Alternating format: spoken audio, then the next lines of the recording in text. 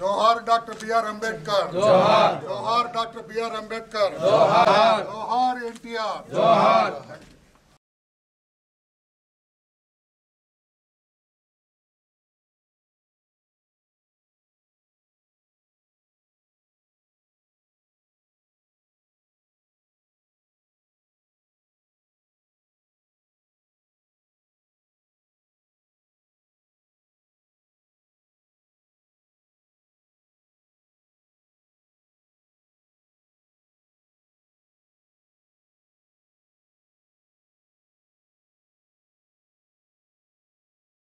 డెబ్బై 75 సంవత్సరాల క్రితం మన భారతదేశానికి రాజ్యాంగాన్ని అడాప్ట్ చేసుకున్న రోజు ఇది. మా రాజ్యాంగం. ఈ రాజ్యాంగం ప్రకారం భారతదేశంలో ఉన్న ప్రతి పౌరుడు నడుస్తారు. ప్రతి ఒక్కరూ ఈ రాజ్యాంగాన్ని అడాప్ట్ చేసుకుంటున్నాం అని నవంబర్ 26వ తారీఖున 1949వ సంవత్సరంలో దీన్ని అడాప్ట్ చేసుకోవటం జరిగింది. ఈ అడాప్ట్ చేసుకున్న తర్వాత దాదాపు 11 సెషన్స్ భారతదేశ వ్యాప్తంగా కూడా ఈ రాజ్యాంగం ఎలా ఉంది, మనం అడాప్ట్ చేసుకోవాలా లేదా, మనం ఈ రాజ్యాంగాన్ని అమలు చేసుకోవాలా లేదా అని చెప్పి భారతదేశ వ్యాప్తంగా 11 సిట్టింగ్స్ జరిగినాయి.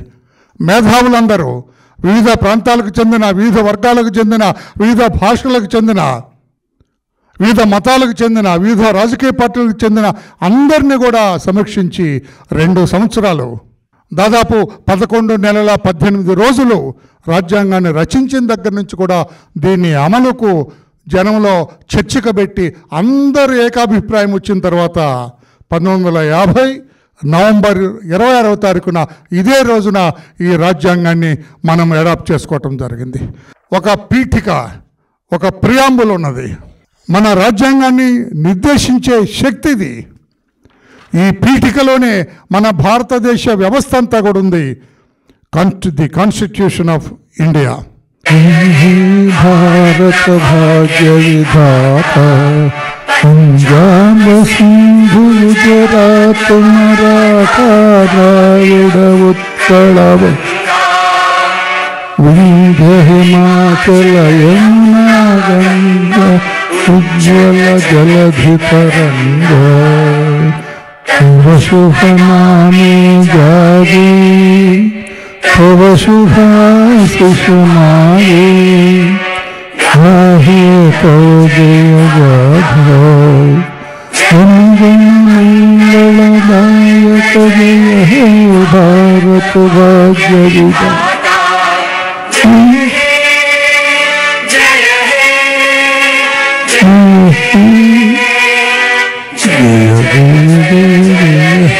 Thank you. అందరికీ నమస్కారం. Thank you.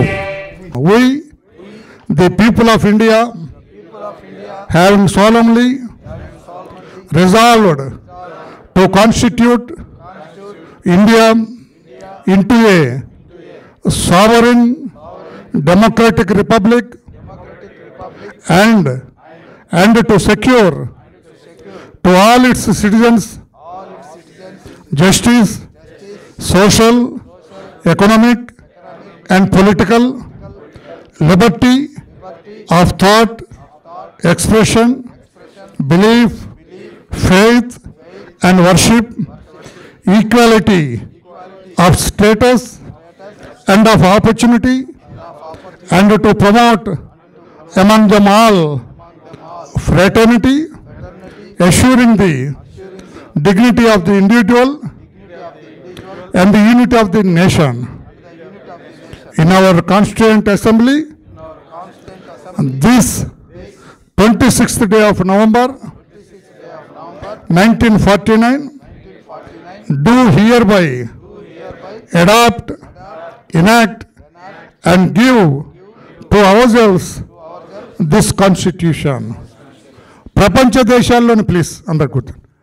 ప్రపంచ దేశాల్లోనే అత్యంత ఉత్తమమైన పెద్దదైన వ్రాత ప్రతి ఉన్న రాజ్యాంగం మనది.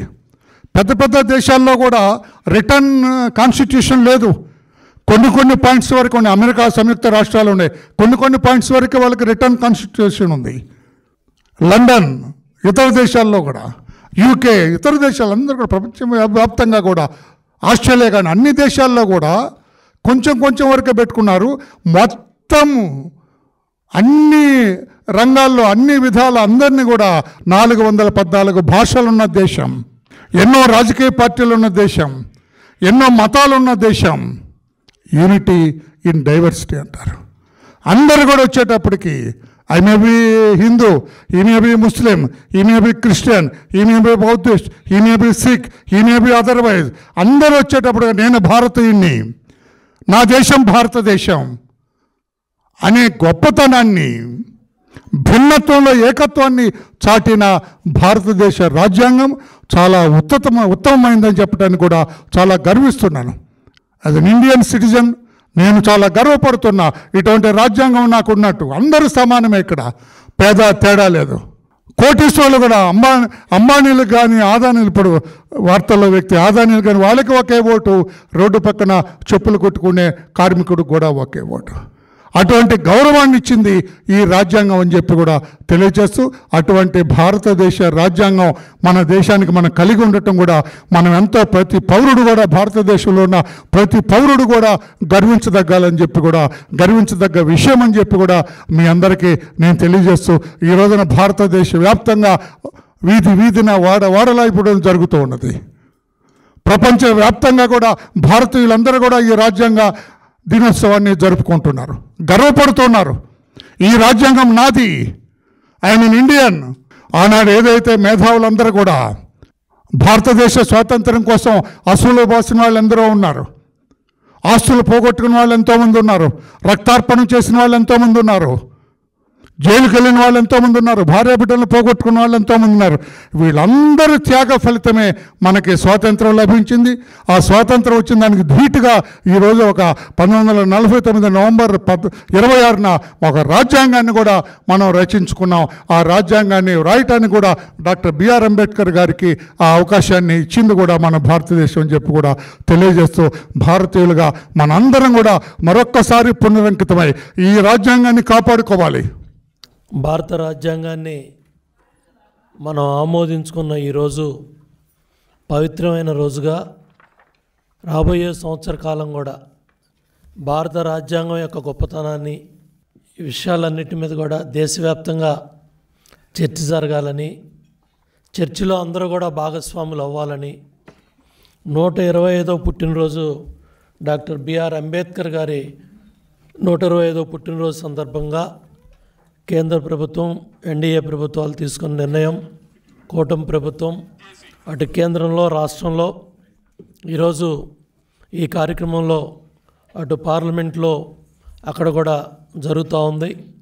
అట్లాగే అమలు చేసుకున్న ఈ దినాన్ని గౌరవించుకుంటూ, మరి పెద్దలు ఎవరైతే రాజ్యాంగ నిర్మాతగా, చైర్మన్గా డాక్టర్ బిఆర్ అంబేద్కర్ గారి నాయకత్వంలో 100 మంది సభ్యులు అందరూ కూడా, దగ్గర 15 మంది మహిళలు కూడా దాంట్లో భాగస్వాములు అయ్యారు.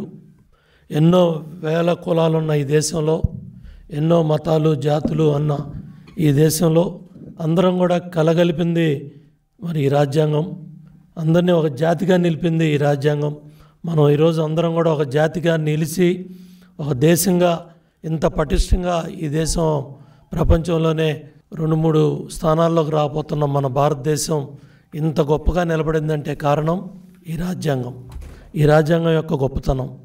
మీది ఒక దేశం, మళ్ళీ మీరు మమ్మల్ని పరిపాలించుకుంటారా, మీకేం తెలుసు, మీకు రాజ్యాంగం ఉందా అనే చర్చ జరిగిన ఆ రోజుల్లో మన పెద్దవాళ్ళు, స్వతంత్ర సమరయోధులంతా కూడా 1-2 సార్లు రాజ్యాంగాన్ని రాసినప్పటికి కూడా దాని మీద ఇంకా చర్చ జరగాలనే లోతుగా ఆ రోజు స్వతంత్ర ఉద్యమంలో పాల్గొన్న పెద్దలందరూ కూడా కలిపి రాజ్యాంగ పరిషత్ అంతా కూడా నిర్ణయం తీసుకొని, బాబు రాజేంద్ర ప్రసాద్ గారు ఉన్నారు ఆ రోజు భారత రాష్ట్రపతిగా, మొట్టమొదటి భారత రాష్ట్రపతి అయిన డాక్టర్ బిఆర్ అంబేద్కర్ గారు మరి మహానుభావుడు, ఆయన ఎంతో కష్టపడి, ఎన్నో బాధలు పడి, స్వశక్తితో మన దేశ విదేశాల్లో చదువుకొని, ఆయన నాయకత్వంలో, ఆయన సారథ్యంలో ఈ రచన జరగాలని ఈ మహానుభావులు పెద్దలందరూ కూడా కలిసి ఈ రాజ్యాంగాన్ని రచించారు.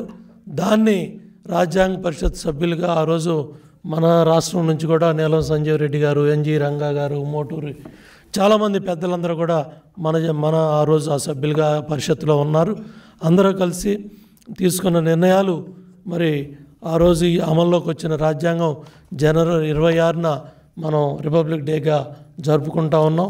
1947 ఆగస్టు 15 మనకు స్వతంత్రం వచ్చినప్పటికి కూడా మన రాజ్యాంగాన్ని మనం రాసుకోవటానికి 2 సంవత్సరాల 11 నెలల 18 రోజులు సుమారు 10 దేశాల్లో ఉన్న రాజ్యాంగాలనే చూసి దాంట్లో ఉన్న మంచిని తీసుకున్నారు.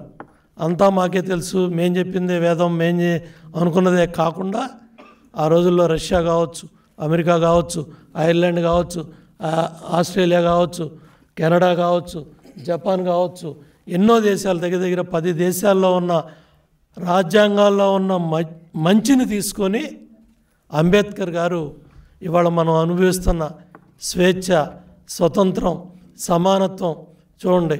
కూటికి లేని పేదవాడైనా సరే, కోటీశ్వరుడైనా సరే ఒకే లైన్లో నుంచొని ఓటేసాం. చదువుకున్నవాడా, నిరక్షరాస్యుడా, చదువు ఉందా లేదా అనేది లేకుండా చట్టం ముందు అందరం సమానమే, చట్టం ముందు అందరికీ ఒకటే సమానత్వం. ఆ విధంగా ఆ రాజ్యాంగ స్ఫూర్తినిచ్చిందే మన భారత రాజ్యాంగం. ఇది మరి ఈరోజు మనందరం కూడా గర్వపడాలి. ఈనాడులో ఎంతో గొప్పగా ఇవాళ మరి ఈ 2 పేజీల్లో ఇవాళ మన కళ్ళకు కట్టినట్టుగా మాతృభాషలో చదువుకోవటానికి వీలుగా, ఎందుకంటే ఇందాక రామయ్య గారు ఇంగ్లీష్లో ఆ కాన్స్టిట్యూషన్ ఏదైతే ఉందో మనతో ప్రమాణం చేయించారు. మన భాష, మాతృభాష యొక్క గొప్పతనాన్ని, మాతృభాషలోనే చదువు ఏదైతే చిన్న వయసులో చదువుకునే కానివ్వండి, ఈ రాజ్యాంగం యొక్క గొప్పతనం, ఎన్నో సంక్షోభాలు, ఎన్నో యుద్ధాలు, ఎన్నో కుట్రలు, కుతంత్రాలు, అంతర్గత ఇది కానివ్వండి, ఎమర్జెన్సీ కానివ్వండి, ఎన్ని జరిగినా కూడా మనం నిలబెట్టిందే ఈ రాజ్యాంగం.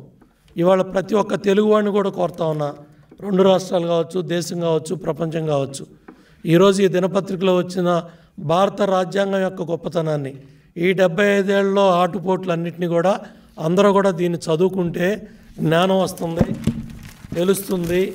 ఎందుకంటే మనం ఎక్కడున్నాం, ఎలా ఉన్నాం, ఎలా వెళ్ళబోతున్నాం, ఎలా జరగబోతుంది, ఎలా జరిగింది అన్నీ కూడా సవివరంగా 2 పేజీల్లో ఇవాళ మరి ఒక పూలగుత్తి గుచ్చినట్టు రాశారు. దయచేసి ప్రతి ఒక్కరూ కూడా చదవాలి. ఎందుకంటే 5 ఏళ్ళు ఒక నిరంకుశ రాక్షస పాలన మనం అనుభవించాం.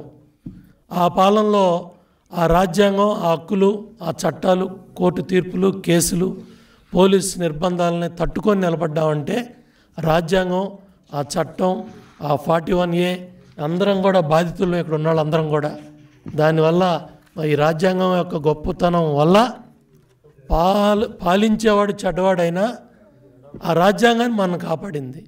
అంబేద్కర్ గారు చాలా స్పష్టం చెప్పారు, పాలించేవాడు మంచివాడైతే రాజ్యాంగం కూడా మంచిదవుతుంది, వాడు చెడ్డవాడైతే రాజ్యాంగాన్ని కూడా ఇబ్బంది పెడతాడు.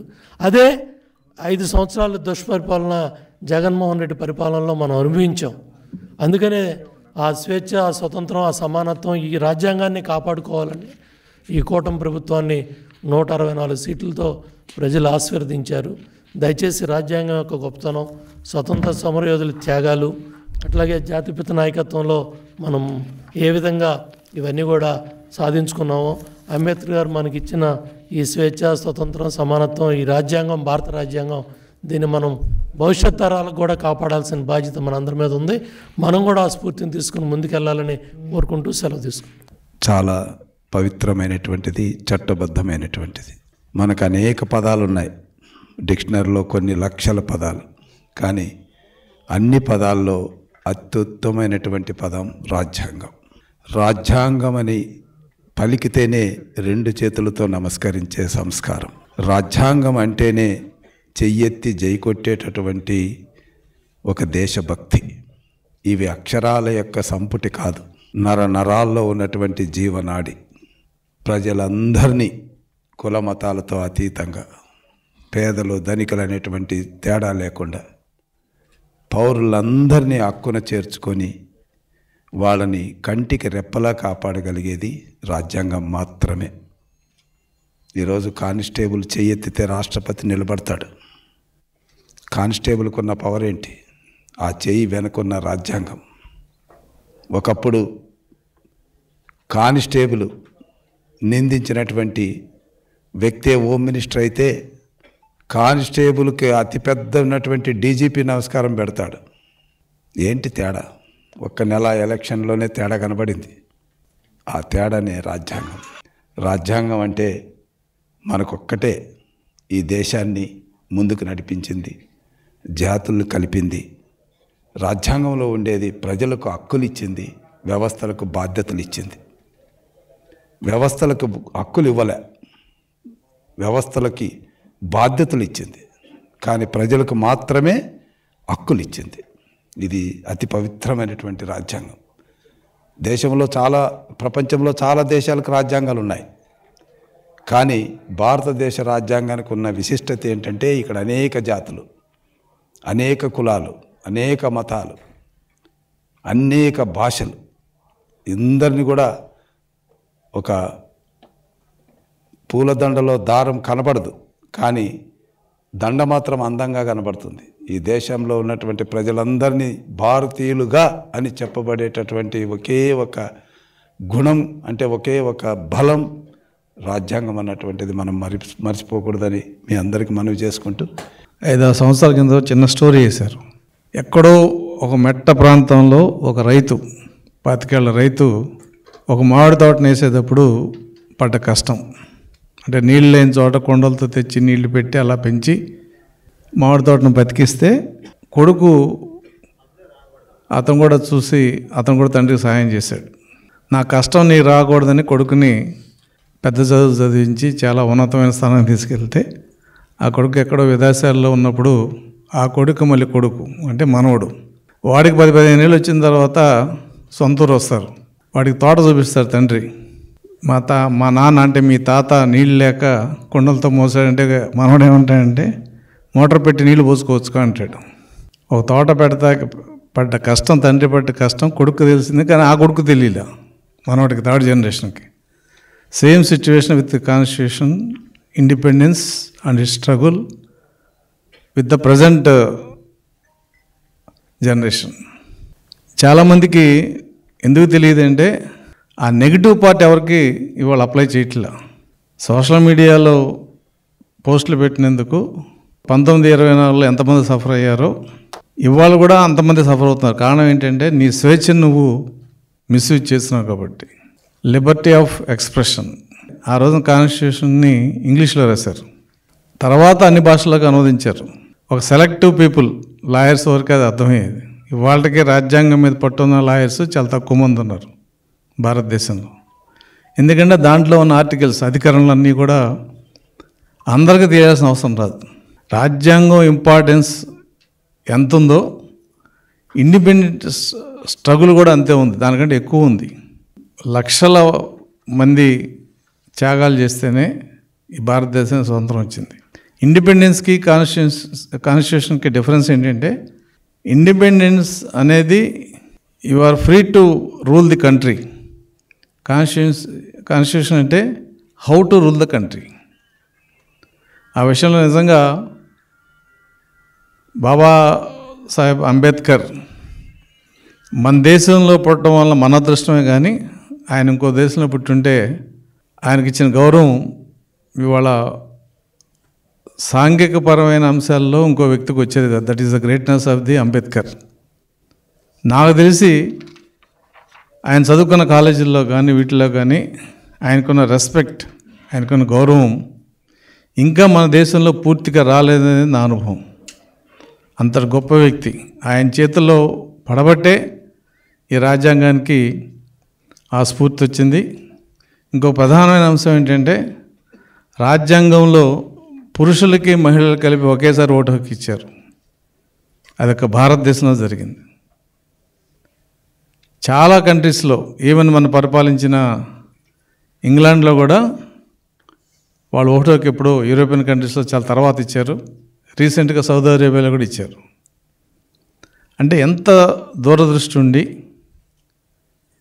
ఎంత ఆలోచన ఉంటే ఎన్నో దేశాల నుంచి తీసుకున్న ఆ స్ఫూర్తి మొత్తం కలగలిపిన రాజ్యాంగం భారతదేశ రాజ్యాంగం.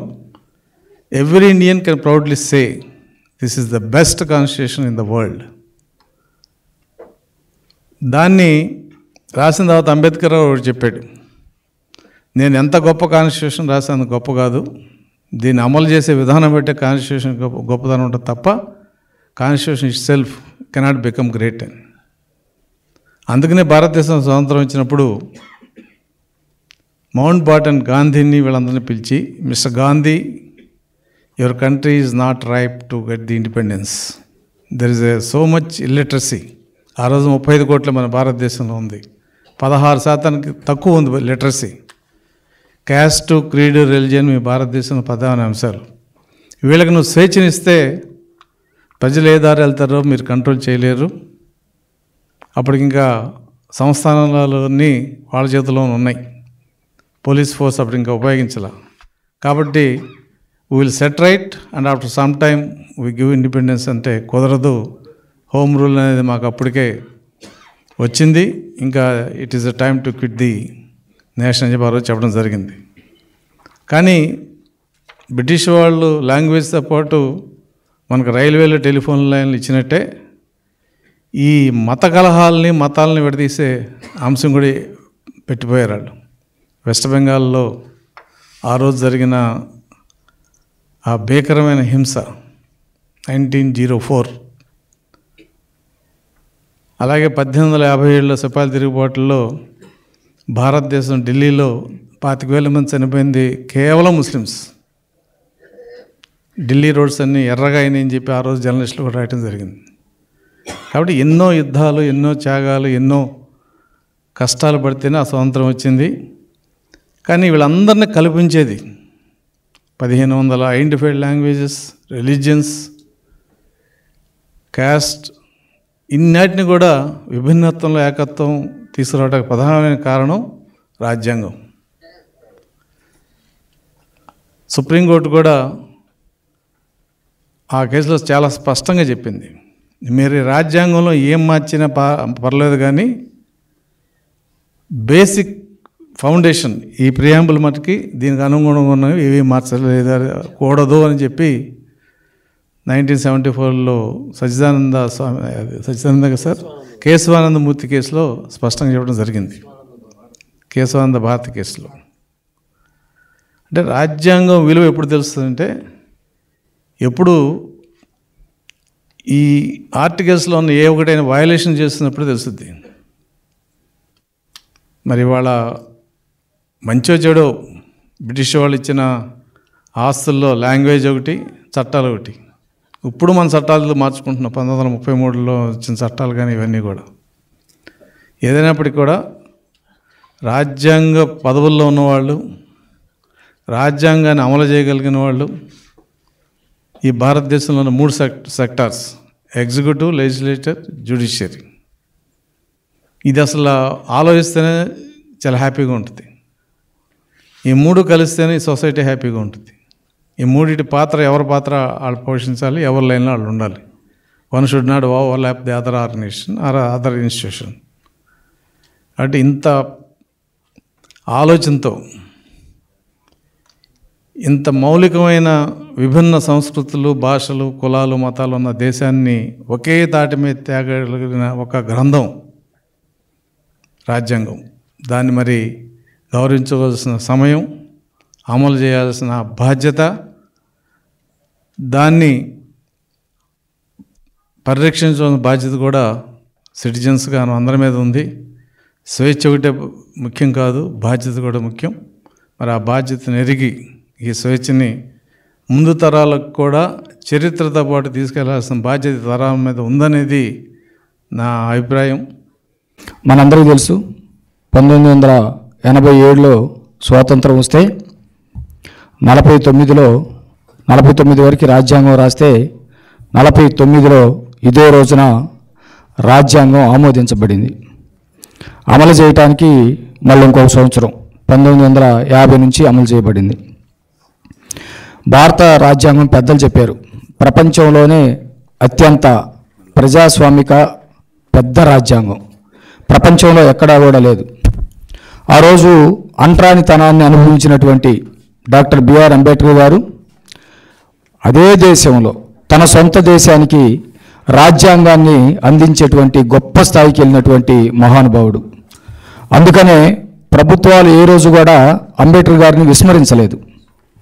అంబేద్కర్ గారి 125వ జన్మదినం సందర్భంగా రాజ్యాంగ ఆమోద దినోత్సవ పండగలు దేశవ్యాప్తంగా చేయాలని చెప్పేసి ఒకనాడు నిర్ణయిస్తే, ఇంకొకనాడు అంబేద్కర్ గారి జన్మదినాన్ని పురస్కరించుకొని ప్రపంచ విజ్ఞాన దినోత్సవాన్ని ప్రకటించి అంబేద్కర్ గారిని ప్రపంచం మొత్తం కూడా గౌరవించింది. చాలామంది ఉండొచ్చు, కానీ డాక్టర్ బిఆర్ అంబేద్కర్ గారు రచనా సంఘానికి అధ్యక్షుడిగా ఈ దేశంలో ఉన్నటువంటి కులాలు, మతాలు, భాషలు, పేదరికం, అనేకమైనటువంటి విభిన్న పరిస్థితుల్ని ఏకతాటి మీదకి తీసుకొచ్చే విధంగా రాజ్యాంగాన్ని ఇచ్చినటువంటి గొప్ప మహానుభావుడు డాక్టర్ బిఆర్ అంబేద్కర్ గారు. వాస్తవానికి ఈ దేశానికి రక్ష రాజ్యాంగం. రాజ్యాంగం లేకపోతే ఈ దేశం ఎప్పుడో విచ్ఛిన్నమైపోయేది, ఈ దేశం ఎప్పుడో విడిపోయేది, ఈ దేశంలో ఎప్పుడో మతకల్లోలు వచ్చాయి, ఈ దేశం దేశం కాకుండా పోయేది. ఈ దేశాన్ని కాపాడినటువంటి ఘనత కూడా ఈ రాజ్యాంగాందే. ఈ రాష్ట్రాన్ని కాపాడినటువంటి ఘనత కూడా ఈ రాజ్యాంగాందే. ఈ దేశంలో ఏ ముఖ్యమంత్రులు చేయనటువంటి దరిద్రపు పనులు, రాజ్యాంగ వ్యతిరేక పనులు 2019 నుంచి 24 వరకు జగన్మోహన్ రెడ్డి చేశాడు. ఇందాక పెద్దలు రాజ్యాంగం విలువ ఎప్పుడు తెలిసిద్దంటే, రాజ్యాంగం విచ్ఛిన్నానికి గురైనప్పుడు రాజ్యాంగ విలువ తెలిసిద్దని చెప్పేసి పెద్దలు అశోక్ బాబు గారు చెప్పారు. రాజ్యాంగ విచ్ఛిన్నం ఎప్పుడు జరిగిందంటే ఆంధ్రప్రదేశ్లో జగన్మోహన్ రెడ్డి కాలంలో విచ్ఛిన్నం జరిగింది. రాజ్యాంగానికి ప్రధానమైనటువంటి మూల స్తంభాలుగా ఉన్నటువంటి పరిపాలనా వ్యవస్థ, న్యాయ వ్యవస్థ, శాసన వ్యవస్థ, ఈ మూడిటిలోనే మొత్తం ప్రజల యొక్క స్వేచ్ఛ కానీ, స్వతంత్రత కానీ, అభివృద్ధి కానీ అన్నీ కూడా ఈ మూడిట్లో ఇమిడి ఉంది. ఈ మూడిటిని కూడా జగన్మోహన్ రెడ్డి ధ్వంసం చేశాడు. ఈ మూడిటి మధ్య పోటీ ఏర్పాటు చేశాడు. ఎవరు గొప్ప? శాసన వ్యవస్థ గొప్ప, పరిపాలనా వ్యవస్థ గొప్ప, న్యాయ వ్యవస్థ గొప్ప అని చెప్పేసి జగన్మోహన్ రెడ్డిని ఈ మూడిటి మధ్య గొడవలు సృష్టించేటువంటి ప్రయత్నం చేశాడు. అదే రాజ్యాంగం ఈ మూడిటిని కాపాడుకుంది. ఆ రాజ్యాంగాన్ని కాపాడుకోవటం కోసం ఆంధ్రప్రదేశ్లో ఉన్నటువంటి ప్రజలు 5 సంవత్సరాల తర్వాత ఓటు ద్వారా మళ్ళీ రాజ్యాంగాన్ని కాపాడుకునేటువంటి అవకాశం వచ్చింది. జగన్మోహన్ రెడ్డి ఆలోచనలకు అనుకూలంగా గనక వెళ్తే నిజంగానే రాజ్యాంగం విచ్ఛిన్నమయ్యేది, రాజ్యాంగం రక్షించబడేది కాదు. ఆయన ఏమన్నాడంటే, శాశ్వత ముఖ్యమంత్రిగా నేను ఉండాలని కోరుకున్నాడు. ఇది రాజ్యాంగానికి వ్యతిరేకం. ఒక పార్టీ పెట్టాడు, శాశ్వత అధ్యక్షుడిగా నేను ఉండాలని కోరుకున్నాడు. అది కూడా రాజ్యాంగానికి వ్యతిరేకం. నిజంగా ఈ రెండు కనుక జరుగుంటే రాజ్యాంగ విచ్ఛిన్నానికి మూలాలు ఇక్కడ ఏర్పడాయి. కానీ అంబేద్కర్ గారు 5 సంవత్సరాల తర్వాత ప్రజలు రాజ్యాంగం ప్రకారం ప్రభుత్వాన్ని ఏర్పాటు చేసుకునే హక్కు ఇచ్చాడు కాబట్టి 5 సంవత్సరాల తర్వాత జగన్మోహన్ రెడ్డిని మళ్ళీ ఇంటికి పంపారు. అట్లా కాకపోతే శాశ్వత ముఖ్యమంత్రిగా ఉండేవాడేమో, లేదా ఆ పార్టీకి శాశ్వత అధ్యక్షుడిగా ఉండేవాడేమో. ఒక రాజరిక వ్యవస్థని, బ్రిటిష్ కాలపు పరిపాలనని మళ్ళీ తీసుకొచ్చేటువంటి పరిస్థితి ఉండేదేమో. కాబట్టి భారతదేశానికి రక్షణ రాజ్యాంగం, భారతదేశంలో ఉన్న ప్రజలందరికీ రక్షణ ఈ రాజ్యాంగం. అంత గొప్ప రాజ్యాంగాన్ని అందించినటువంటి డాక్టర్ బిఆర్ అంబేద్కర్ గారికి నివాళులర్పిస్తూ భారత రాజ్యాంగం వర్ధిల్లాలని భారత ప్రభుత్వం ఈరోజు 75 సంవత్సరాలు అవుతున్నటువంటి సందర్భంగా ప్రధానమంత్రి మోడీ గారు కానీ, ఆంధ్రప్రదేశ్లో ఉన్నటువంటి ముఖ్యమంత్రి చంద్రబాబు నాయుడు గారు కానీ ఈ రాజ్యాంగం యొక్క ఉద్దేశాలు ప్రతి గ్రామంలోకి వెళ్ళాలని, ప్రతి మనస్సుల్లోకి వెళ్ళాలని చెప్పేసి చేస్తున్నటువంటి ప్రయత్నాలన్నీ కూడా విజయవంతం కావాలని చెప్పేసి కోరుకుంటూ నాకు ఈ అవకాశం ఇచ్చిన పెద్దలందరికీ నమస్సులతో ముగిస్తా ఉన్నాను. రాజ్యాంగం ఆమోదించబడినటువంటి రోజు, ఈ సందర్భంగా అధ్యక్షత వహిస్తున్నటువంటి పెద్దలు వరలరామయ్య గారు, వేదిక మీద ఉన్నటువంటి పెద్దలందరికీ నమస్కారం. నిన్ననే సుప్రీంకోర్టు కూడా చెప్పడం జరిగింది, సోషలిస్ట్ సెక్యులర్ పదాలు అవి భారత రాజ్యాంగంలో అంతర్లీనమై ఉన్నాయి, వాటినేమీ తీసివేయటానికి అవసరం లేదు అనేది చెప్పడం జరిగింది. అంటే రాజ్యాంగం యొక్క మౌలికమైనటువంటి అర్థం, ఆ స్వరూపమే స్వేచ్ఛ, సమానత్వం, సౌభ్రాతృత్వం, లిబర్టీ, ఈక్వాలిటీ, ఫ్రెటర్నిటీ. ఈ సూత్రాల మీద నిర్మాణం చేయబడింది అనేది మనందరికీ తెలుసు. నిజానికి భారతదేశం వేల సంవత్సరాలుగా ఒకే పరిపాలనా వ్యవస్థగా లేదు అనేది చరిత్ర చెబుతూ ఉన్నటువంటి వాస్తవం.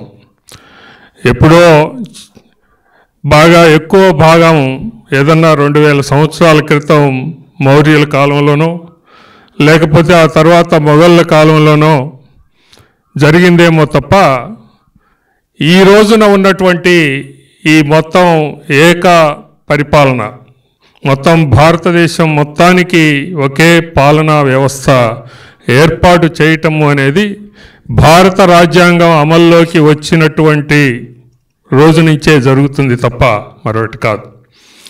ఆ రోజున జాతీయోద్యమ నాయకులు ఈ జాతి మొత్తాన్ని ఏకత్రాటి మీద నడపాలి అనేటటువంటి ఉద్దేశంతో ఆ జాతీయోద్యమాన్ని కూడా నడిపారు. అదే స్ఫూర్తితోటి రాజ్యాంగ రచన కూడా గావించబడింది అనేది మనందరం కూడా గుర్తుంచుకోవాల్సినటువంటి అంశం. మోస్ట్ కాంప్లికేటెడ్ సొసైటీ మంది. కుల, మత, వర్గ, లింగ అనేకమైనటువంటి అంతరాలు ఉన్నాయి. ఈ అంతరాలు లేనటువంటి ఒక మంచి సమాజాన్ని నిర్మాణం చేయాలి అనేటటువంటిది బాబాసాహెబ్ అంబేద్కర్ యొక్క ఆలోచన, ఆశయం. ఆనాటి జాతీయోద్యమ నాయకుల యొక్క అందరి ఆశయం కూడా అదే. ఆ రోజున నాయకుల్లో ఎంతటి మరి ఆ యొక్క అడ్డుగోడలున్నా లేకపోతే ఎవరెవరి అభిప్రాయాలు ఎలా ఉన్నా, అంతరాలు ఉన్నా కూడా ఆ రోజున రాజ్యాంగ రచనా ప్రక్రియని అంబేద్కర్కి అప్పచెప్పటం అనేటటువంటిదే అది ఒక గొప్ప మలుపు. ఈ భారత జాతి మొత్తం కూడా ఏకత్రాటి పరిపాలనలోకి రావటం అనేటటువంటి అంశం. ఆ రకంగా ముందుకు పోతా ఉన్నాం. 75 సంవత్సరాలుగా ఈ దేశంలో రాజ్యాంగం అమల్లోకి జరుగుతూ ఉన్నది. కానీ ఇంకా కూడా ఈ దేశం చాలా ముందుకు వెళ్ళాల్సినటువంటి అవసరం ఉన్నది. రాజ్యాంగం యొక్క స్ఫూర్తిని తీసుకొని రాజ్యాంగంలో చెప్పబడినటువంటి అన్నీ కూడా అందరికీ అందుబాటులోకి వస్తున్నాయా లేదా అనేటటువంటిది ఎప్పటికప్పుడు మనం ఆలోచన చేసుకొని మరి వ్యవస్థని దానికి అనుగుణంగా దిద్దుకుంటూ ముందుకు పోవాల్సినటువంటి అవసరం ఈ దేశంలో పౌరుడిగా ప్రతి ఒక్కరి యొక్క బాధ్యత. అలాగే రాజకీయ పార్టీల యొక్క బాధ్యత కూడా. రాజకీయ పార్టీలని వ్యక్తులు నడుపుతూ ఉన్నారు. వ్యక్తులకి సరైనటువంటి ఆలోచన, దృక్పథం, రాజ్యాంగం పట్ల ప్రేమ లేకపోతే రాజ్యాంగం స్ఫూర్తి ఒకవేళ లేకపోయినట్లయితే ప్రజలు ఎన్నో ఇబ్బందులు పడాల్సినటువంటి అవసరం ఉంది. గత 5 ఏళ్లలో మనం చూసినటువంటిది అదే. మరి అంతటి మూర్ఖత్వం ఓ ప్రక్కన, అంతటి మరి అమేయమైనటువంటి రాజ్యాంగం ఓ పక్కన కనపడతా ఉంటే నేను ఏమైనా సరే దానికి అతీతుణ్ణి అనేటటువంటి దృష్టితోటి పాలకుడు గనక పనిచేస్తే ప్రజలు ఏ రకంగా ఇబ్బంది పడతారు అనేటటువంటిది గత 5 సంవత్సరాల్లో మనం చూసాం. అందుకే ప్రజలందరూ కూడా ఉవ్వెత్తున ఎగిసిపడి మరి ఒక్కసారిగా ఆ పరిపాలన వ్యవస్థని తోసివేయటం అనేది జరిగింది. అది రాజ్యాంగం యొక్క గొప్పతనం. రాజ్యాంగం ఒక ఫ్రేమ్ ఉంది. అక్కడ సెంట్రల్ గవర్నమెంట్ ఉంది, హైకోర్టు, సుప్రీంకోర్టులు ఉన్నాయి, అనేకమైనటువంటి వ్యవస్థలు ఉన్నాయి. ఎక్కడికక్కడ చెక్స్ అండ్ బ్యాలెన్సెస్ ఆ రకంగా రాజ్యాంగం రచించబడింది. ఇవి అన్నీ కూడా మర్చిపోయి మూర్ఖత్వంతో పరిపాలన, నేనే అతీతుణ్ణి, నేనే గొప్పవాడిని అనేటటువంటి తీరుతో పోతే పూర్తిగా ప్రజలు అణిచివేస్తారు అని అనటానికి మన ఎన్నికలే తార్కాణం అనేది మనకు కనపడుతూ ఉన్నటువంటి వాస్తవం. అందుకే ఎప్పటికీ కూడా మనకి ఇక్కడ ఉన్నటువంటి అందరికీ ఒక్కొక్కళ్ళకి అనేక పవిత్రమైనటువంటి గ్రంథాలు ఉన్నాయి. బైబిల్ ఉంది, అలాగనే భగవద్గీత ఉంది, లేకపోతే ఖురాన్ ఉంది, గురు గ్రంథ సాహిబ్ అనేటటువంటిది ఉంది. ఇలాంటివి ఎన్నో ఉన్నాయి. కానీ అవి అన్నీ కూడా వ్యక్తిగతమైనటువంటి పవిత్ర గ్రంథాలు. ఈ దేశంలో ఉన్నటువంటి ప్రతి పౌరుడికి కూడా అత్యంత పవిత్రమైనటువంటిది, అందరికీ మరి కావలసినటువంటిది, పనికొచ్చేటటువంటిది ఒకే ఒక రాజ్యాంగం తప్ప మరొకటి కాదు. దాన్ని అనుసరించుకొని పోయినప్పుడే అందరి భవిష్యత్తు ఈ దేశంలో సుఖవంతంగా ఉంటుంది తప్ప మరొక రకంగా కాదు అనేది గమనించాల్సినటువంటి అంశం. దీన్ని నిజంగా ఈ రోజులో పాలకులు ఎవరైతే ఉన్నారో, లేకపోతే ఆయా రాష్ట్రాలని దేశాన్ని పరిపాలిస్తున్నటువంటి మరి పాలకులు దీన్ని పూర్తిగా కింద నుంచి తీసుకొని రావాలి. ప్రతి ఒక్కరికి 140 కోట్ల మంది అందరికీ కూడా ఇది అర్థం కావాల్సినటువంటి అంశం. పిల్లలకి స్కూళ్ళ నుంచే దీని యొక్క స్ఫూర్తిని, ఈ మౌలికమైనటువంటి ఆ యొక్క దీన్ని రాజ్యాంగం యొక్క మౌలిక స్వరూపాన్ని అవగతం చేయాల్సినటువంటి అవసరం ఎంతైనా ఉంది అనటంలో సందేహం లేదు. నేను కనుక గమనిస్తే మనం ఎన్టీ రామారావు గారు ఎప్పుడైతే ఈ ఆంధ్ర రాష్ట్రంలో తెలుగుదేశం పార్టీని స్థాపించి పాలనలోకి వచ్చారో ఆ రోజు నుంచి భారత రాజ్యాంగం, అంబేద్కర్ రచించబడిన రాజ్యాంగం ఆ యొక్క స్ఫూర్తిని గైకొని ఈ యొక్క తెలుగుదేశం పార్టీ పరిపాలనలోనే మరి రాజ్యాంగం కరెక్ట్గా అమలు జరుగుతుంది తప్ప మరొక రకంగా మనం చూడలేం. ఎక్కడికక్కడ చాలా మరి ఇతర రాష్ట్రాల్లో కానీ ఇతర మరి వ్యవహారాల్లో కానీ మనకి రాజ్యాంగం దాన్ని భ్రష్టు పట్టించేటటువంటి కార్యక్రమాలు మనం చూస్తూ ఉన్నాం. అందుకనే అందరం కూడా దీన్ని గుర్తెరిగి దాన్ని జాగ్రత్తగా అప్రమత్తతోటి మనం వ్యవహరించినప్పుడే భవిష్యత్తు బాగుంటుంది అనేది తెలియజేస్తూ ఈ రోజున అందరికీ ఈ భారత రాజ్యాంగం రచింపబడి ఆమోదింపబడినటువంటి ఈ నవంబర్ 26వ తారీఖున అందరికీ కూడా నా హృదయపూర్వకమైనటువంటి శుభాకాంక్షలు తెలియజేస్తూ సెలవు. అందరూ చెప్పినట్టుగానే భారత రాజ్యాంగం విశిష్టమైంది. భారత రాజ్యాంగాన్ని సింహభాగం అంబేద్కర్ గారు రేయింబవళ్ళు కష్టపడి ఒక మంచి రాజ్యాంగాన్ని ఈ జాతికి అందించారు. ఇంతకుముందే మన పెద్దలు చెప్పినట్టు ఈ దేశాన్ని మౌర్యుల కాలంలో కానీ మొఘలుల కాలంలో కానీ ఈ దేశం అంతా ఒకటిగా లేదు. ఈవెన్ మౌర్యుల కాలంలో కంచి నుంచి కింద భాగం వాళ్ళ చేతుల్లో లేదు. ఈవెన్ మౌర్యులు కూడా పాండిచ్చేరి వరకు ఆ కింద ఉండే కేరళ, తమిళనాడు భాగాలు ఇవన్నీ కూడా వాళ్ళ కంట్రోల్లో లేవు. ఈరోజు మొత్తం ఒకటిగా ఉన్నది ఈ రాజ్యాంగం పువ్వుల్లో దారంలాగా మొత్తం ఈ దేశాన్ని కట్టిపెట్టింది. ప్రపంచంలో ఏ దేశానికి లేని ఒక ప్రత్యేకమైన పరిస్థితి భారతదేశానికి ఉంది. అన్ని దేశాలలో మతాలు, జాతులు, భాషాపరమైన విభేదాలు ఇవన్నీ ఉన్నాయి. కానీ ఏ దేశంలో కూడా ప్రపంచంలో ఈరోజు 195 దేశాలు ఉన్నాయి. ఐక్యరాజ్య సమితిలో 193 దేశాలు నమోదై ఉన్నాయి. నమోదు కానీ 2 టోటల్ కలిపితే 195 దేశాలు ఉన్నాయి. 195 దేశాల్లో ఒక భారతదేశంలో తప్ప ఇంకా ఏ దేశంలో కులం అనేది లేదు. కులాలు, మతాలు, ప్రాంతాలు, భాషలు, ఇన్ని రకాల భిన్నత్వం ప్రపంచంలో ఏ దేశంలో లేని విశిష్టత మన దేశానికి ఉంది. ఇప్పుడు పక్కన చైనా ఉందనుకోండి, చైనా 80% ఒకే క్లాన్, ఒకే భాష. అందువల్ల మనకి ఆ పరిస్థితి లేదు. లేని ఈ దేశాన్ని ఒకటిగా కట్టిపెట్టింది అంబేద్కర్ గారు రాసిన రాజ్యాంగము. ఈ దేశం ఇంటిగ్రిటీ ఉందంటే, సమగ్రత ఉందంటే దానికి ఈరోజు అంబేద్కర్ గారి యొక్క కృషి. రెండవది ఇంటిగ్రేషనే కాకుండా డెమోక్రసీ కూడా ఈ దేశంలో, అంటే సమైక్యతే కాకుండా ప్రజాస్వామ్యం కూడా ఈరోజు మనం ఎంతో కొంత అనుభవిస్తున్నామంటే, ఇతర దేశాల్లో లేని ఈ మన చుట్టుపక్కల ఉండే ఇతర దేశాల్లో లేని ఆ డెమోక్రసీని మనం అనుభవిస్తున్నామంటే దానికి కూడా ఈ రాజ్యాంగం విశిష్టతే అనేది మనం అర్థం చేసుకోవాలి. అయితే ఒక్క మాట చెప్పి నేను సెలవు తీసుకుంటే ఎక్కువ టైం తీసుకోను. నేను రాజ్యాంగంలో ఒక 2 ఏళ్ళు వెంకటేశ్వర యూనివర్సిటీలో పిహెచ్డి చేశాను. నా topic Indian constitution in theory on practice, అంటే gap between theory and practice. ఏంటి దాని యొక్క రచనకి ఆచరణకి మధ్య ఉండే తేడా ఏంటి అనే దాని మీద ఒక 2 ఏళ్ళు పిహెచ్డి చేసి తర్వాత దాన్ని వదిలేసి తర్వాత నేను ప్రజా జీవితంలోకి, రాజకీయాల్లోకి వెళ్ళిపోయా. దాంట్లో అర్థమైంది ఏంటంటే చాలామంది రాజ్యాంగ పండితులు it's like A rubber, it will twist according to the weight. దాన్నే మన అంబేద్కర్ గారు ఆయనే స్వయంగా చెప్పాడు, ఈ పాలకుడు మంచివాడు అయితే మంచి ఫలితాలు ఇస్తుంది, పాలకుడు మంచివాడు కాకపోతే రాంగ్ ఫలితాలు ఇస్తుందని. అంటే ప్రజల యొక్క చైతన్యాన్ని బట్టి ఆ రాజ్యాంగం ఫలితాలు ఇస్తుంది. పాలకుడు అనేది ఒక పార్ట్. పాలకుడు కూడా ఎప్పుడు మంచి పాలకుడు వస్తాడు? ప్రజల్లో సరైన చైతన్యం ఉన్నప్పుడు సరైన పాలకుడు వస్తాడు. ప్రజల్లో సరైన చైతన్యం లేదనుకో రాంగ్ పాలకుడు వస్తాడు.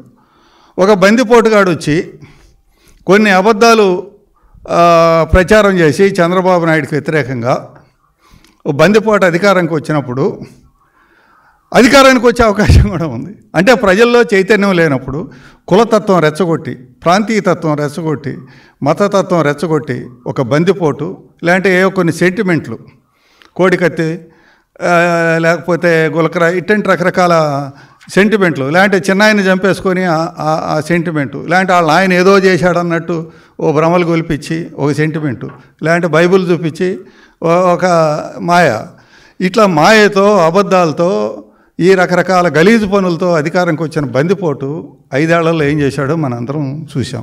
అంటే ప్రజల్లో సరైన చైతన్యం కానీ కల్పించకపోతే రాజ్యాంగం పనిచేయదు. కాబట్టి ఇప్పుడు ఈరోజు మనం అంబేద్కర్ని గౌరవించడం అంటే మనం ఈరోజు చేయాల్సిన పని ఏంది? ప్రజల్లో ఇంకా కుల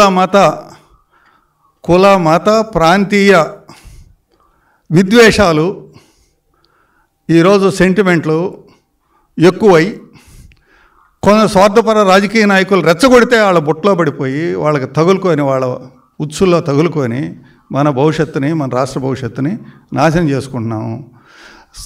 మన దక్షిణాది రాష్ట్రాలన్నిటికన్నా ఎక్కువ వనరులు ఉన్నది, ఎక్కువ బ్రెయిన్ పవర్ ఉన్నది తెలుగు వాళ్ళకి. మోడీ గారే ఒక సందర్భంలో అన్నారు, తెలుగు వాళ్ళ ఐక్యూ ముందు గుజరాతీస్ కూడా సరిపోరు అని.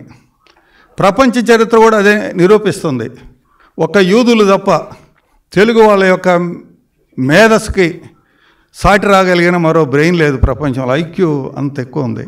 కానీ దక్షిణాది రాష్ట్రాలన్నిటికన్నా ఒక మేధస్సే కాదు, సహజ వనరులు కూడా, అట్లాగే నదీ జలాల నుంచి అన్ని రకాల సహజ వనరులు మనకున్న అన్ని సౌత్ ఇండియాలో కాదు, చాలా దేశాల్లో లేదు.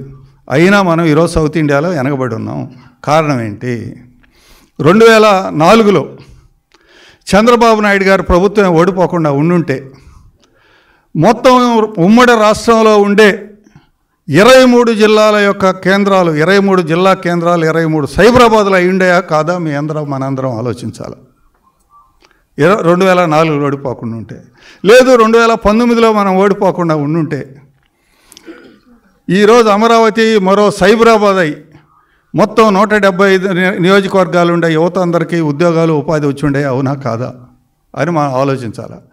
అట్లాగే మా దేవినేని ఉమా గారు, మన మన ప్రీతమ నేత చంద్రబాబు నాయుడు గారు ఆహారహరం కష్టపడి 72% ఈరోజు అమరావతి పూర్తి చేశారు. ఆ గవర్నమెంట్ అట్టే కంటిన్యూ అయి ఉంటే 2021కే అమరావతి పూర్తయి, నదుల అనుసంధానం పూర్తయి, కరువు రహిత పోలవరం పూర్తయి మొత్తం కరువు రహిత ఆంధ్రప్రదేశ్ ఏర్పడి ఉండేది.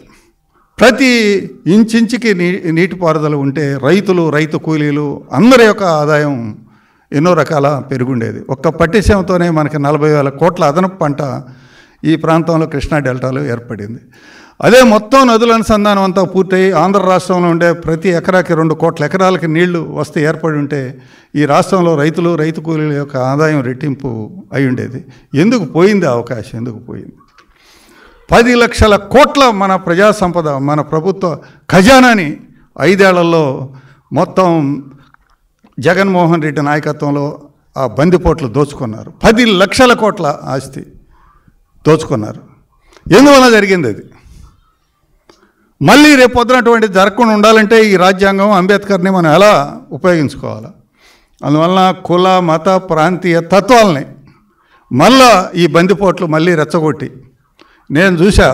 నేను మా రాయలసీమలో విన్నా, మొత్తం 13 జిల్లాల డబ్బు తీసుకెళ్ళి కమ్మోళ్ళ కోసం అమరావతిలో పోస్తున్నారని రెచ్చగొట్టి పారేశారు. ఒక కులం మీద, ఒక ప్రాంతం మీద విద్వేషం అలర్జీ రెచ్చగొట్టేశారు రాష్ట్రం అంతా. దాంతో అభివృద్ధి, చంద్రబాబు గారి ప్రభుత్వం చేసిన అభివృద్ధి, సంక్షేమం, సామాజిక న్యాయం కొల్లేరైపోయింది. ఒక అపవాదు ప్రజలు నమ్మితే మొత్తం దాన్ని సకాలంలో మనం ఎరేజ్ చేయకపోతే, ప్రజల్లో చైతన్యం పెంచకపోతే ఏమవుద్దో, ఎంత ప్రమాదమో మనం అర్థం చేసుకున్నాం. మళ్ళా రేపు పొద్దున 29కి అలాంటిది జరగకుండా ఉండాలంటే వాస్తవం ఏం జరిగింది? అమరావతి రైతులు వాళ్ళ బిడ్డలాగా ప్రేమించే భూమిని 175 నియోజకవర్గాల కోసం త్యాగం చేశారు. 5 సెంట్ల భూమి కోసం అన్నదమ్ములు నరుక్కొని చచ్చిపోయే కాలంలో 34,000 ఎకరాలు అమరావతి రైతులు త్యాగం చేసి ఇస్తే దాని నుంచి వాళ్ళకు వచ్చేది బెత్తిడు. కానీ ప్రభుత్వానికి 2 లక్షల కోట్ల రూపాయలు ఆ మిగులు భూముల వలన ప్రభుత్వానికి 2 లక్షల కోట్లు మిగులుతుంది. అమరావతి రైతులు ఇచ్చిన భూమి వలన ఈ 2 లక్షల కోట్లతో 50,000 కోట్లు ఖర్చు పెడితే అమరావతి పూర్తి అయిపోద్ది. మిగిలిన 150,000 కోట్లు 175 నియోజకవర్గాల అభివృద్ధికి అవ్వచ్చు. ఈరోజు హైదరాబాద్లో వచ్చే ఆదాయంతో తెలంగాణలో అన్ని జిల్లాల అభివృద్ధికి డబ్బులు ఇస్తున్నారు. అమరావతి రైతుల వల్ల 175 నియోజకవర్గాలకు లాభం అయితే ప్రభుత్వ డబ్బు తీసుకోవట్లే. కానీ మొత్తం 175 నియోజకవర్గాల్లో ప్రజలకు ఇచ్చే డబ్బంతా తీసుకెళ్ళి కమ్మోళ్ళ కోసం అక్కడ పోస్తున్నాడు. అసలు అది కమ్మోళ్ళ రాజధాని కాదు, అది దళిత రాజధాని. కమ్మోళ్ళు ఎంతమంది ఉన్నారో ఆ తుళ్ళూరు చుట్టుపక్కల ఈ తాడేపల్లి కానీ లేకపోతే ఉండవల్లి కానీ ఈ ప్రాంతం అంతా చూస్తే లెక్కేస్తే రెడ్లు కూడా అంతమందే ఉన్నారు. వాళ్ళకి ఎంత భూములు ఉన్నాయి, ఎంత భూములు ఉన్నాయి. ఆ తుళ్ళూరు ప్రాంతం కన్నా కూడా తాడేపల్లి ప్రాంతం రెడ్ల భూములే ఖరీదైన భూములు. ఈ రకంగా ఒక దుష్ప్రచారాలు, ప్రాంతీయ తత్వం, కులతత్వాన్ని రెచ్చగొట్టి దీన్ని మొత్తం ఒక అంబేద్కర్ రాజ్యాంగాన్ని కాలరాసి రాజారెడ్డి రాజ్యాంగం అమలు జరిగింది. మనందరం బిడ్డలు నిరుద్యోగులు అయిపోయారు, పేదరికం పెరిగింది. మళ్ళా మనం అంబేద్కర్ గారికి నిజమైన నివాళి ఇవ్వాలంటే ఈరోజు జగన్మోహన్ రెడ్డి ఈ బందిపోట్లు, రాజకీయ బందిపోట్లు కల్పించే ప్రాంతీయతత్వం, కులతత్వాన్ని ఎక్కడికక్కడ మనం అందరం కూడా చేయాలి. Jaganmohan Reddy SC ST BC మైనార్టీలకు శత్రువు, ఎస్సీ ఎస్టీ బీసీ మైనార్టీల యొక్క ద్రోహి. ఇతను చంద్రబాబు నాయుడు గారు ఎస్సీ ఎస్టీ బీసీ మైనార్టీలని సొంత కాళ్ళపై నిలబడే పథకాలు పెట్టారు. భూమి కొనుగోలు పథకం, పరిశ్రమలకు రాయితీలు, విదేశీ విద్య, అట్లాగే ప్రభుత్వ ఉద్యోగాలు, డిఎస్సి లాంటి ఇవన్నీ జరిపి సొంత కాళ్ళపై నిలబడే పథకాలు పెడితే అవన్నీ రద్దు చేసి ఎస్సీ ఎస్టీ బీసీలని బిచ్చగాళ్ళని చేసే పథకాలు పెట్టాడు. ఆయన మీద ఆధారపడి బతకాలంట, ఆయన మోచేతి మీద ఆధారపడి బతకాలంట ఎస్సీ ఎస్టీ బీసీ మైనార్టీలు. సొంత కాళ్ళపై నిలబడకూడదంట. మళ్ళీ నా ఎస్సీ, నా బీసీ, నా బీసీ, నా ఎస్సీ అని చెప్పి మోసం చేస్తున్నారు. లేదంటే బైబిల్ చూపించి మోసం చేస్తూ ఉన్నారు. కాబట్టి ఈ అజ్ఞానాన్ని మనం తొలగించాలి. అంబేద్కర్ మీద మనకు గౌరవం ఉంటే అతను ఎస్సీ ఎస్టీ బీసీ మైనార్టీలకి శత్రువు, ద్రోహి. చంద్రబాబు నాయుడు మాత్రమే బీసీల బాంధవుడు, ఎస్సీల బాంధవుడు, బీసీల ఎస్టీల బాంధవుడు, మైనార్టీల బాంధవుడు అని చైతన్యం చేయటం అంటే మనం రాజ్యాంగానికి మనం న్యాయం చేసిన వాళ్ళం అవుతాము. ఈ స్ఫూర్తి తీసుకొని తలా 10 మందిని ఎడ్యుకేట్ చేయాలని విజ్ఞప్తి చేస్తూ థ్యాంక్ యూ వెరీ మచ్. రాజ్యాంగం అన్నిటికంటే మించి భారతదేశంలో ప్రతి వ్యక్తికి ఇచ్చింది ఏం తెలుసా? ఒక మేజర్ థింగ్, స్వేచ్ఛ. బ్రిటిష్ వాళ్ళ పదఘటన నుంచి వాళ్ళ కాళ్ళ కింద నలిగిపోయిన భారతదేశంలోని ప్రజలకి రాజ్యాంగం ఇచ్చింది స్వేచ్ఛ. నువ్వు ఎవరినన్నా మాట్లాడు, ఏమన్నా క్రిటిసైజ్ చేయి, దాన్ని దుర్వినియోగపరిచిన వాళ్ళు ఉన్నారు, వాళ్ళ గురించి మాట్లాడుకుందాం. స్వేచ్ఛ, ఈ స్వేచ్ఛ భారతదేశంలోని ప్రతి ఒక్కరికి ఇచ్చింది. ఏముంది సార్ స్వేచ్ఛ? ప్రతి ఒక్కరికి ఉంటుంది కదంటే కానే కాదు. ఈరోజు కూడా అమెరికాలో ఇష్టం వచ్చాడు మాతో లోపల వస్తారు. మన భారతదేశంలో మనం అనుభవిస్తున్నంత స్వేచ్ఛ ఏ దేశంలో ఎవరికి లేదు. నేను చాలా దేశాలు తిరిగాను కాబట్టి చెప్తున్నాను, ఏ దేశంలో ఇంత స్వేచ్ఛ ఎవరికి ఉండదు. ఆర్టికల్ 19 ప్రకారం భారతదేశంలో వాక్ స్వాతంత్రం. నీ ఇష్టం వచ్చారని మాట్లాడచ్చు. ఇష్టం వచ్చారని మాట్లాడి నాన్న గమనం చేసిన వాళ్ళు గత 5 సంవత్సరాలు ఉన్నారు. అట్లాంటి యథాలు ప్రతి ఒక్కడు ఉంటారు, వాళ్ళని పక్కన పెడితే వాక్ స్వాతంత్రం. సో నాకు ప్రభుత్వం చేసే పలానా పని నచ్చకపోతే నేను ధైర్యంగా చెప్పొచ్చు, అది రాజ్యాంగ ప్రకారం మనకిచ్చిన హక్కు. అందరం రేషన్ షాప్ పోయి ఉంటాం, రేషన్ ఒకవేళ వాళ్ళు ఇవ్వకపోతే ఏమయ్యా నాకు ఎందుకు రేషన్ లేదు అని గట్టిగా అడుగుతాం.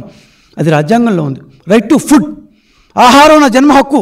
నేను ఈ భారతదేశంలో పుట్టాను కాబట్టి నాకు హక్కు, అది ఇచ్చింది రాజ్యాంగం. Right to education, A government స్కూల్లోనే ధైర్యంగా పోయి నేను జాయిన్ అవుతానని చెప్పి జాయిన్ కావచ్చు. అంటే మనకు తెలియకుండానే రాజ్యాంగం మన యొక్క దైనందిన జీవితంలో పూర్తిగా అల్లుకుపోయింది. మనం దాన్ని గమనించంగానే రాజ్యాంగం మనకిచ్చిన కొన్ని వందల మన సౌలభ్యాల్లో మనం చాలా సాఫీగా జీవించడానికి రాజ్యాంగం మనకు హక్కులు కల్పిస్తోంది. 1940లో దాన్ని ఎవరో చెప్పారు, కకావికలుగా ఉంది మన దేశం. కొన్ని వందల భాషలు, కొన్ని వందల, ఇప్పుడు మారి దాని కర్ణాటక, ఆంధ్ర, తెలంగాణ ఇన్ని రాష్ట్రాలు లేవు, ఎట్టంటే అట్టునింది. వీటన్నిటినీ ఒక క్రమరీతిలో చేయడానికి 299 మందితో ఒక రాజ్యాంగ పరిషత్తు పెట్టారు. దాంట్లో 18 మంది ఆంధ్ర వాళ్ళు ఉన్నారు. మన దాని ప్రాంతానికి చెందిన ఎన్జి రంగా గారు ఉన్నారు, మచిలీపట్నానికి చెందిన న్యాయపతి సుబ్బారావు గారు ఉన్నారు, ఇప్పుడు మన పార్టీ ఎమ్మెల్యే దాన్ని బొబ్బిలి రాజు వాళ్ళ ఇక తాతగారు ఉన్నారు, రంగారావు గారు, నీలం సంజీవుడి గారు ఉన్నారు, దాన్ని ప్రకాశం పంతులు గారు ఉన్నారు, కళా వెంకట్రావు మన పార్టీ ఎమ్మెల్యే వాళ్ళ తాతగారు ఉన్నారు, ఆయన పేరు కూడా కళా వెంకట్రావే ఉన్నారు. ఇట్లా దాదాపు 18 మంది ఉన్నారు. ఇట్లా ప్రతి ప్రాంతం నుంచి, ప్రతి భాష నుంచి, ప్రతి ప్రాంతం నుంచి తీసుకొని 299 మందితో ఒక రాజ్యాంగ పరిషత్ ఏర్పాటు చేశారు. ఏం చేయాలి, ఎలా చేయాలి అని 3 సంవత్సరాల పాటు చేశారు. ఈ 3 సంవత్సరాల్లో బిఎన్ రావు, దాని బెనగల్ నరసింహరావు అనే ఒక కర్ణాటకకు చెందిన వ్యక్తిని ఈ రాజ్యాంగం డ్రాఫ్ట్, రాజ్యాంగ ద ఫస్ట్ కాపీని తయారు చేయడానికి అమెరికా, ఐర్లాండ్, యూరోప్ అన్నిటికీ పంపించారు. బెనగల్ నరసింహరావు గారు 1150 పేజీలతో ఒక రాజ్యాంగ డ్రాఫ్ట్ తయారు చేశారు. ఈ 299లో 21 కమిటీలు వేశారు. దాంట్లో ఒక కమిటీ ఈ డ్రాఫ్ట్ని పూర్తి స్థాయి రాజ్యాంగంగా తయారు చేయడానికి పెట్టింది అంబేద్కర్ గారి నాయకత్వంలో ఉన్న రాజ్యాంగ కమిటీ. వాళ్ళు దాన్ని 1166 పేజీల నుంచి 543 పేజీలకు కావాలా దాన్ని లాక్కొచ్చారు. ఇది రాజ్యాంగ సభ ఆమోదం పొందింది ఈ రోజు 50 ఏళ్ల క్రితం. సో ఆ రోజు నుంచి మీరందరూ ఓట్లు వేసి ఉంటారు, ఆడవాళ్ళందరూ ఓట్లు వేసి ఉంటారు. ఈజీగా ఓట్లు వేయడం వాళ్ళు వస్తారు, ఓట్లు వేస్తాను. కానీ ప్రపంచంలో ఆడవాళ్ళకు ఓటు హక్కు అంత ఈజీగా రాలేదు. కొన్ని సంవత్సరాలు, కొన్ని దశాబ్దాలు, 30, 40, 70 ఏళ్ళ పాటు కష్టపడితే కానీ అమెరికాలో ఓటు హక్కు రాలేదు. అమెరికా మనకంటే చాలా, అందరూ వినుంటాం, మన అబ్బాయిలందరూ అమ్మాయిలందరూ పోయి ఉంటారు. కానీ ఓటు హక్కు వాళ్ళకి 100 సంవత్సరాల తర్వాత 1900 మనకు స్వాతంత్రం వచ్చే ఒక 12 ఏళ్ళ ముందు వచ్చింది వాళ్ళకి, అక్కడ ఉండే మహిళలకి. అమెరికాలో ఉండే నల్ల జాతీయులకి మనకు 1940 స్వాతంత్రం వస్తే అమెరికాలో ఉండే నల్ల జాతీయులకి 1969లో కానీ ఓటు హక్కు రాలేదు. ఏమంటే వాళ్ళ రంగు బట్టి. సో భారతదేశంలో రంగు, రుచి, వాసన ఏమీ లేకుండా ప్రతి ఒక్కరికి రాజ్యాంగం ఓటు హక్కు కల్పించింది. సో మనకు చాలా ఈజీగా వచ్చేసింది. కూడా ఒక్కసారి మన రాజ్యాంగం యొక్క ఇంపార్టెన్స్, దాని యొక్క ప్రాముఖ్యం మనకు తెలియదు. ఎందుకంటే స్వాతంత్రం వచ్చినప్పటి నుంచి మనకు అన్నీ ఉన్నాయి, అన్నీ దాదాపు మనకు అదేమంటారు ఒక రకం చెప్పడం సులభంగా వచ్చేసింది. కాబట్టి మనకు రాజ్యాంగం యొక్క ప్రాముఖ్యతనే అర్థం కావట్లేదు. సో పూర్తిగా చూస్తే రాజ్యాంగం లేదే మనం లేం.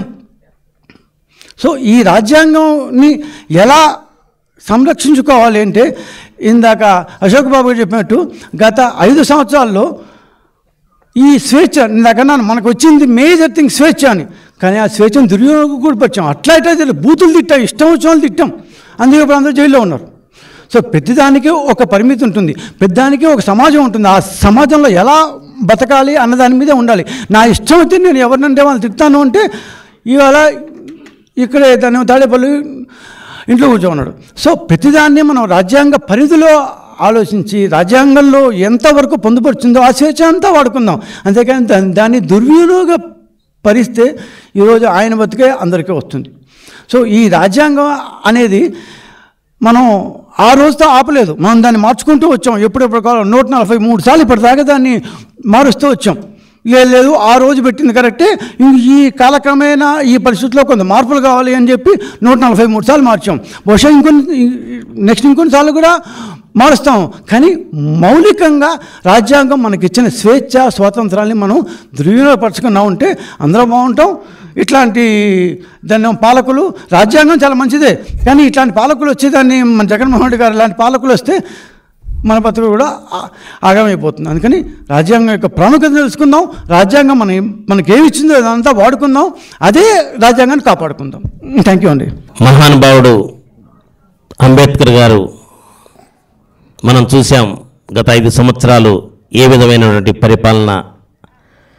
పెద్దలు చెప్పినట్లుగా ఒక దుర్మార్గుడు, గజదొంగ నీ ప్రజలు ఓట్ల ద్వారా ఎన్నుకున్నప్పుడు ఇలాంటి దుర్మార్గాలు జరుగుతాయని చెప్పేసే అంబేద్కర్ గారు దూరదృష్టితోటి ఆలోచించి రాజ్యాంగాన్ని మన కోసం ఇచ్చారు. అందుకే మనందరం కూడా రాజ్యాంగాన్ని కాపాడుకోవాలంటే మనం ఓటు వేసేటప్పుడు ఎవరికి ఓటు వేస్తున్నాం అనేది ఒక ఆలోచన చేసి రాజ్యాంగాన్ని కాపాడగలిగే శక్తి ఉన్న వాళ్ళకే ఓట్లు వేయాలి. లేనప్పుడు ఒక అరాచకుడు ఈ రాష్ట్రాన్ని పరిపాలిస్తే 5 సంవత్సరాల్లో చూశారు కదా. దళిత మహిళలు డాక్టర్ సుధాకర్ ఆయన చేసిన నేరం ఏంటి? కరోనా సమయంలో నేను బ్రతకాలంటే, అదేవిధంగా పేషెంట్ను బ్రతికించాలంటే నాకు సరైనటువంటి మాస్క్ కావాలని చెప్పి అడిగిన నేరానికి ఆయన్ని చూడండి, 2 రెక్కలు విరిచి ఒక దళితుణ్ణి నడి రోడ్డు మీద పోలీసులతో కొట్టించి అతన్ని మరణానికి కారణమయ్యాడంటే అలాంటి వారికి ఓటు వేస్తే ఇలాంటి పరిస్థితులు వస్తాయని చెప్పేసి రాకుండా ఉండే విధంగా రాజ్యాంగాన్ని మనకు ఆ మహానుభావుడు నిజంగా మన భారతదేశంలో ఉన్నటువంటి ప్రజలందరినీ దృష్టిలో పెట్టుకొని ఆ పవిత్రమైనటువంటి రాజ్యాంగాన్ని కాపాడుకోవాల్సిన బాధ్యత మనందరి మీద ఉన్నది. కాబట్టి చంద్రబాబు నాయుడు గారు, అదేవిధంగా ఎన్టీ రామారావు గారు, వారు తెలుగుదేశం పార్టీని స్థాపించింది అంబేద్కర్ గారి యొక్క రాజ్యాంగాన్ని దృష్టిలో పెట్టుకొని స్థాపించారు. పేదవాళ్ళకి తినటానికి తిండి, కట్టుకోవటానికి బట్ట, ఉండటానికి ఇల్లు, అదేవిధంగా నిరుద్యోగులకు ఉద్యోగాలు, అన్ని వర్గాలకు కూడా న్యాయం చేయాలని చెప్పేసి తెలుగుదేశం పార్టీ వారి బాటలోనే చంద్రబాబు నాయుడు గారు చూశారు కదా. ఆయన ఈ వయసులో కూడా ఈ రాష్ట్రం గురించి, మన ప్రజల గురించి, మన కోసం ఆలోచిస్తున్నారు. విడిపోయిన రాష్ట్రాన్ని మరల ఏ విధంగా నేను ప్రజలకి ఇవ్వాలని చెప్పేసి రైతుల దగ్గర పోయి 34,000 ఎకరాలు ఇస్తే ఆ రైతుల మీద ఎలాంటి దుష్ప్రచారం చేశారో మీ అందరికి కూడా తెలిసిన విషయమే. అందుకే ప్రజలారా ఆలోచించండి, భారత రాజ్యాంగాన్ని కాపాడుకుందాం.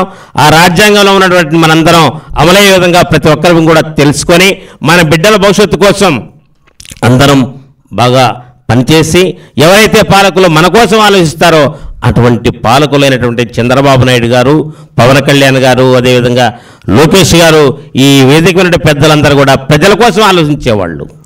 అందుకోసమే ఈ రోజున ఈ మంచి కార్యక్రమంలో నాకు మాట్లాడే అవకాశం కల్పించిన పెద్దలందరికీ మనస్ఫూర్తిగా ధన్యవాదాలు తెలియజేస్తూ సెలవు తీసుకుంటాను. మరి అంబేద్కర్ గారు రచించినటువంటి రాజ్యాంగం ఈ భారతదేశ ప్రజలకు ఇచ్చినటువంటి ఒక వరం అని చెప్పి నేను మనవి చేస్తూ ఉన్నాను.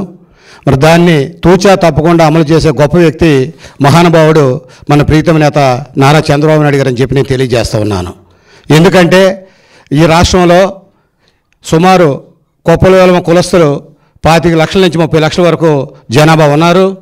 మరి బీసీడీ కమ్యూనిటీని ఐడెంటిఫై చేసి మరి అంబేద్కర్ గారు రిజర్వేషన్ ఇచ్చారు కాబట్టే ఈ రాష్ట్రంలో బీసీడీ మరి క్యాస్ట్లో మమ్మల్ని చేర్చడం వల్ల మరి చాలా రకాలుగా అన్ని రంగాల్లో కూడా కొంతమేరకు ఓసీ కంట బెటర్గా మేము ఉద్యోగాల్లో కానివ్వండి, చదువుల్లో కానివ్వండి మరి మేము దాన్ని తీసుకున్నాం. అది నిజంగా చెప్పాలంటే మరి అంబేద్కర్ గారు పుణ్యమని చెప్పి మనవి చేస్తూ ఉన్నాను. నేను రాజ్యాంగానికి విఘాతం కలిగించి రాజ్యాంగాన్ని తూట్లు పొడిచినటువంటి జగన్మోహన్ రెడ్డి గారి ద్రోహి అని చెప్పి నేను చెప్పక తప్పదు. కారణం ఏమిటంటే జగన్మోహన్ రెడ్డి సాక్షాత్తు పెద్దలందరూ చాలా విషయాలు చెప్పారు. జగన్మోహన్ రెడ్డి సాక్షాత్తు ఎస్సీ ఎస్టీ వాళ్ళ మీదే అట్రాసిటీ యాక్ట్ పెట్టినటువంటి గనుడు జగన్మోహన్ రెడ్డి గారు. అట్లాంటి వ్యక్తి మరి యనమల రామకృష్ణుడు గారు ఒక మ్యారేజ్కి వెళ్తే అక్కడ కూడా ఆయన మీద ఎస్సీ అట్రాసిటీ యాక్ట్ పెట్టారంటే రాజ్యాంగాన్ని విఘాతం కలిగించి రాజ్యాంగాన్ని తూట్లు పొడినటువంటి జగన్మోహన్ రెడ్డి గారు లాంటి వ్యక్తులు ఈ దేశంలో ఉండకూడదని చెప్పి తెలియజేస్తూ మహానుభావుడు మన ప్రీతమ నేత చంద్రబాబు నాయుడు గారు రాజ్యాంగాన్ని తూచి అమలు చేస్తారు. ఖచ్చితంగా బడుగు బలహీన వర్గాలు, వెనుకబడిన వర్గాలకి అనేక అవకాశాలు కల్పిస్తూ ఉన్నందుకు వారికి ప్రత్యేక ధన్యవాదాలు తెలియజేసుకుంటూ సెలవు తీసుకుంటానండి. నమస్కారం.